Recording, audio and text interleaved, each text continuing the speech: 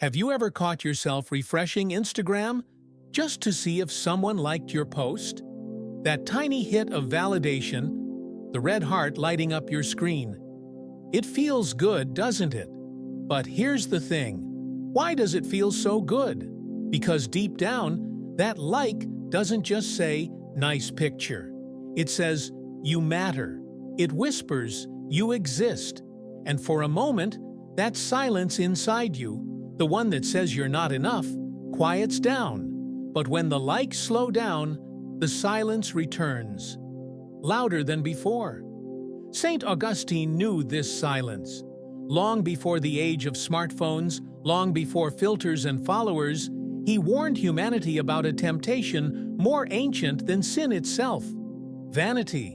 He called it superbia, the disordered love of one's own excellence.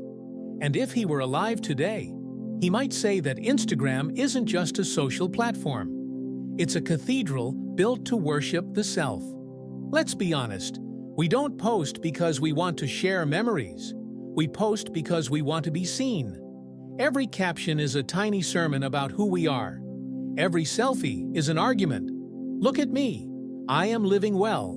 I am beautiful. I am okay. But are we?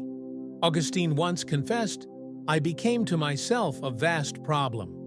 He meant that he didn't understand why he kept doing things that made him feel empty, chasing love, fame, attention, only to end up feeling even more hollow. Sound familiar? It's the same emptiness that lives behind the carefully crafted smiles on our feeds. The same restlessness that drives us to compare our ordinary moments to someone else's highlight reel. We say we're just scrolling, but really, we're measuring our worth. Here's the uncomfortable truth. Instagram didn't invent vanity, it just perfected it. It took an ancient human hunger, the desire to be admired, and digitized it. It made vanity efficient, addictive, measurable. And here's the terrifying part. We no longer need to admit our pride. We can hide it behind the language of self-expression. We say, "I'm just being confident. I'm just proud of my growth." But how much of that is confidence? And how much is the modern form of Augustine's pride? The turning of the soul inward, away from truth, toward the mirror. In his Confessions, Augustine tells the story of stealing pears as a young man. He didn't even want the pears. He wasn't hungry. He stole them simply for the thrill, for the pleasure of doing something forbidden, of being seen by his friends. And after the act, he felt a strange shame. He realized he didn't love the pears. He loved the attention. Now tell me, how different is that from us today, posting photos not because we want to share joy, but because we want to be perceived as joyful?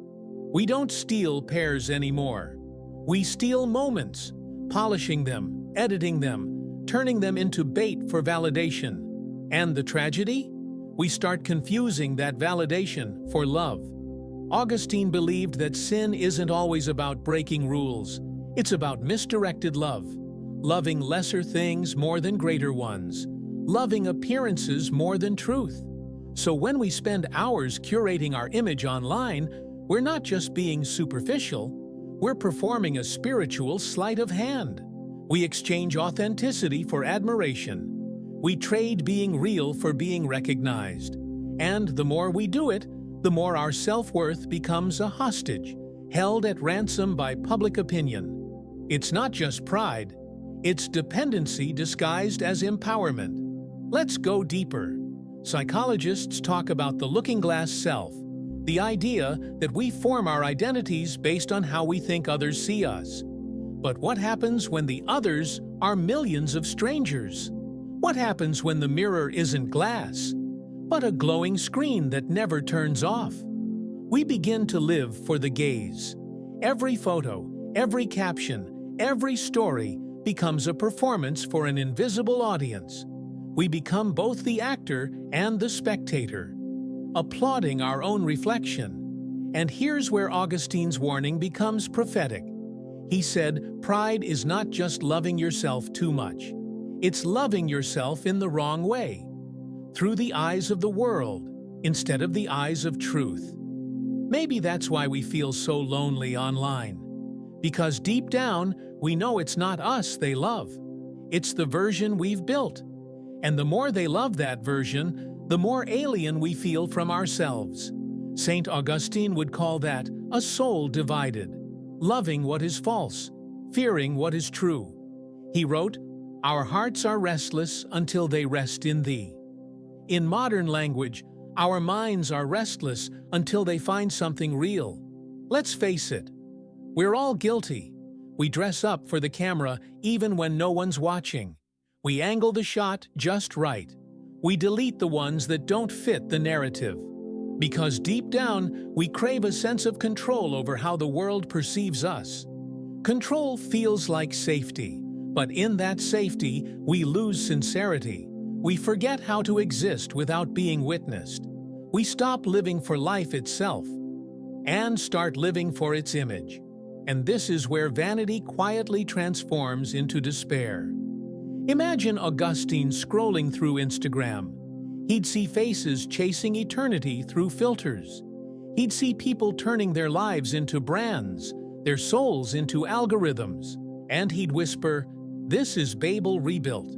Humanity once again trying to reach heaven through its own reflection." Because vanity isn't just pride.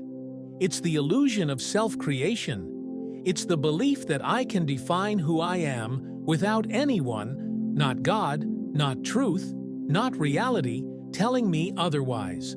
But the moment we believe that, we exile ourselves. We become gods of our own tiny digital universes, omnipresent, but utterly alone. Maybe you felt it too. That quiet sadness after posting something you thought would make you feel proud, but instead made you feel exposed. That subtle ache when you scroll and see others winning at life. Vacations, success, perfection. It's not jealousy, exactly. It's something deeper. It's the feeling that your life is slipping away while you're busy trying to prove it's beautiful. Augustine would say, that's the soul crying out for authenticity, for something beyond applause. Because the problem with vanity is not that we love ourselves too much. It's that we settle for a love too small. So, what does it mean to escape vanity in the age of social media? Do we delete our accounts? Disappear into caves and write confessions by candlelight? Not necessarily. Augustine didn't tell people to flee the world. He told them to reorder their love, to place truth above image, meaning above recognition, to post not to be admired, but to express what is good, true, and real. It's not the platform that corrupts us, it's the purpose. The same tool that feeds pride can also reveal vulnerability. The same photo that tempts vanity can also express gratitude. The difference lies in intention. Why we share. Maybe humility in the digital age isn't silence. It's sincerity. It's sharing without pretending. It's allowing the imperfect photo to exist.